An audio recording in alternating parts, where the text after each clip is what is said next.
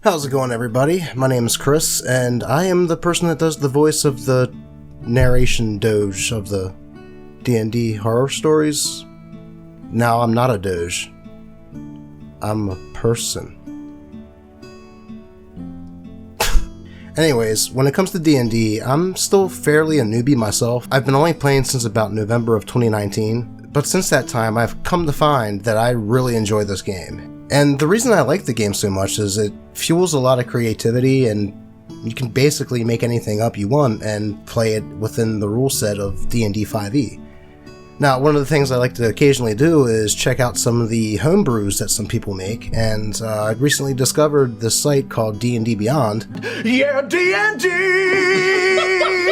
D&D Beyond! And on their site, they actually have these sections just full of homebrews of backgrounds, feats, items, monsters, a lot of stuff. So I thought to myself, well, if I like looking at these things, why not make a video about it? Because I have a YouTube channel. And one of the reasons I like going through these and just checking them out is kind of reminiscent to me of going on the Nexus mods and looking at all the different mods you could get for Skyrim, minus the naked NPCs and Macho Man Randy Savage as a dragon. So for this video, since this is the first one, I think I'm just going to stick with homebrew items, because this is my first video doing something like this, and I have no idea what I'm doing. Alright, so we're here in the homebrew section of D&D Beyond with magic items. We can go through here and just sort by rating, author, views, what have you. So I'm going to sort by rating. Alright, so here is the first one I'm going to look at, is a Swiss Army wand.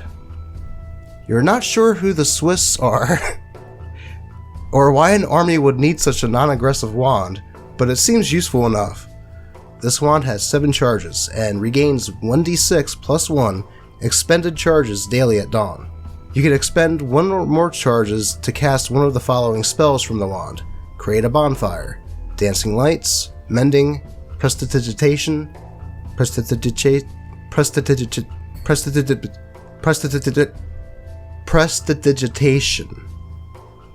I did it. Or Alarm. Okay, well, I mean, I could definitely see how this could be useful for somebody that's not like a magic user or anything. Especially if, like, for some reason or another you don't have a magic user in the party. This could, just for, like, the little bit of things you might want to do as a party to, like, set up an alarm or fix something. I could see how this could be pretty useful. Moving on. What is the Cloak of Steve? As a reaction, you can summon a spectral protector named Steve. Steve appears between the wielder and a would-be attacker. The attacks automatically target Steve in place of the wielder. Steve has an AC of 14 and 20 HP. When Steve is reduced to 0 HP, he dissipates. As an action, you can cast a limited version of Alter Self. The disguise is always a nondescript human man named Steve.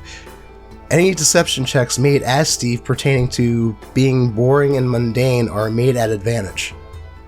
So you summon Steve, and if he's trying to act out like that he's just some guy, he rolls deception as advantage. I mean, that could come in handy.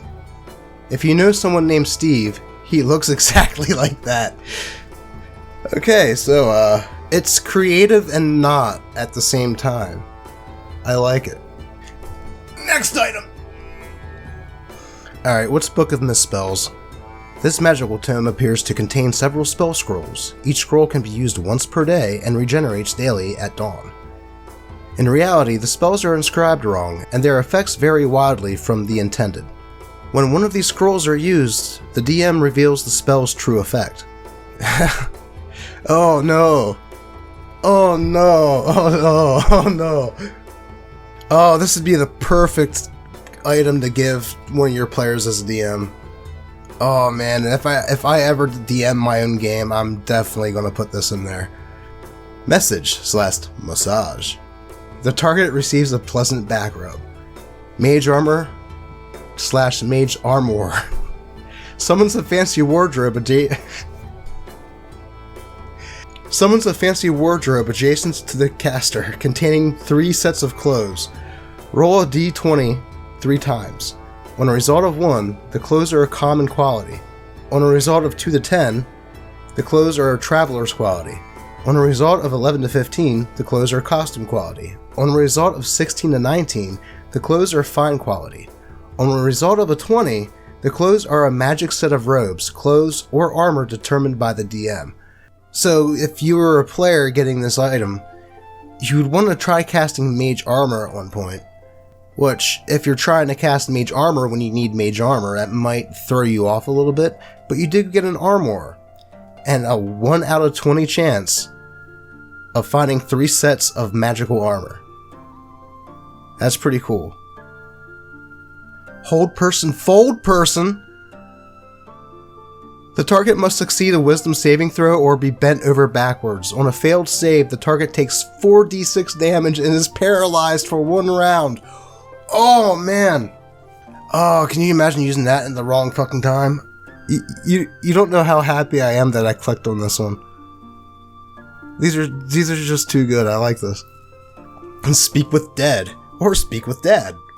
But what if your dad's dead? For 1 minute, you can communicate telepathically with your father, regardless of whether they're dead or alive. Okay. Next, we got Ice Storm and Ick Storm. Gross sludge rains down for 1 minute, creating difficult terrain in a 20-foot radius. Ain't too bad. Next up, we have Teleport / Telepoot. Creates a loud fart. Creates a loud fart. Creates a loud fart at the intended location. So it's a D&D version of the fart box, the remote control fart box that you use to prank people with. Again, could come in handy in RP situations. Or, I mean, maybe even in some battle situations, you know. It's a distraction, I guess. Wish, wash. A wet sponge cleans you vigorously for 1 minute. Oh shit, everything's going wrong. Oh, I cast Wish. Everyone's dead. Fireball or Fireball. Conjures and launches a clergyman at the target, dealing 8d6 bludgeoning damage on a failed dexterity saving throw. The conjured friar is holding its knees and tumbles end over end while screaming religious platitudes during its flight. It is a non-living magical construct, and upon closer inspection, it appears to be made of painted wood and dye cloth. But it would be so much funnier if it was actually just a clergyman that you just teleported into battle and just yeet at the monsters. Alright, and finally we got Magic Missile / Magic Risole? What is a risole?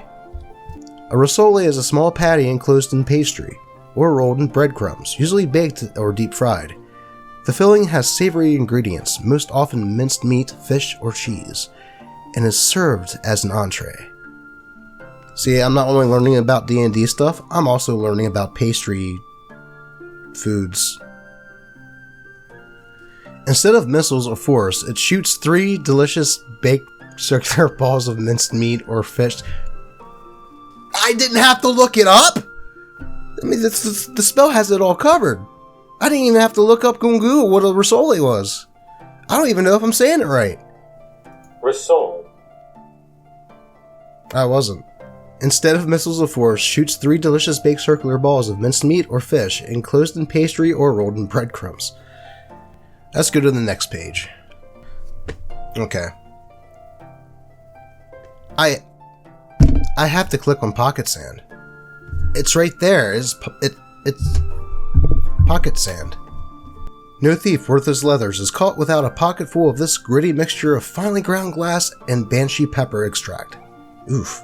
Delivery is simple. When caught in an act of some questionable morality, Pocket Sand is flung into the face of the witness, increasing the thief's odds of a clean exit.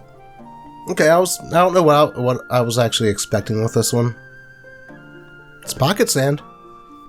Moving on to the next item. Fork of Bees, Wand, Uncommon. This gold and black striped fork has 3 charges, and it regains 1d4 minus 1 charges daily at dawn. As an action, you can yell, "Bees!" and expend a charge to summon a swarm of bees.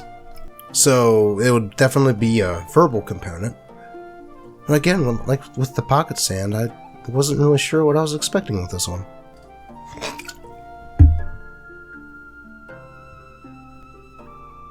That was not intended at all. I almost literally took a spit take onto my microphone because my wandering eyes just looked down and saw Britney Spear.